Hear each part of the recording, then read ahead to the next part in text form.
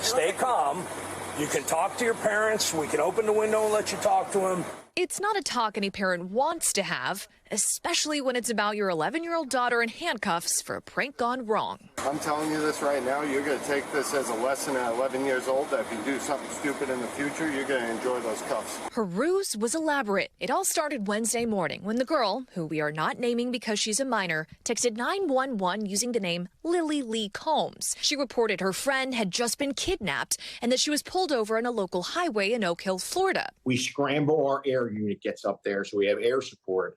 And the text messages keep coming in about directions, locations. 2 minutes later, Lily texted police that the suspect was in a white van and she was following it in a blue Jeep. When police asked her what her friend's name was, she replied that it was a 14-year-old named Maddie Lawson.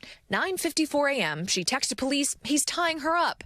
And 15 minutes later, she added that the fake male suspect was armed with a gun. Police say within 45 minutes of that first text, officers pinpointed where the texts were coming from and arrived on the scene.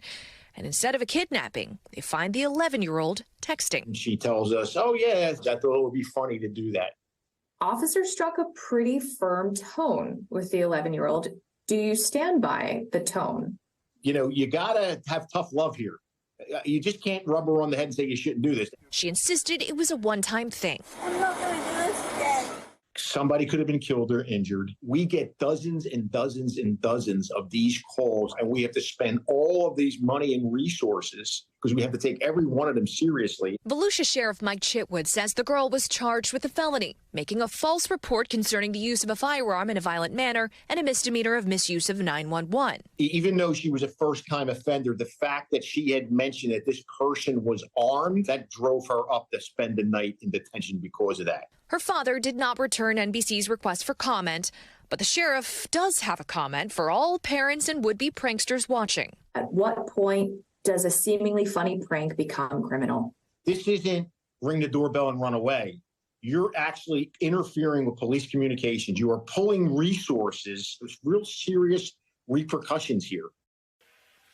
Now, the sheriff's office says that one helicopter for that 1/2 hour ran a tab of upwards of $550. They're still working out the final costs and whether or not her parents will have to pay that. And as for the girl, she spent the night at a local juvenile detention center. She was released back to her parents this morning.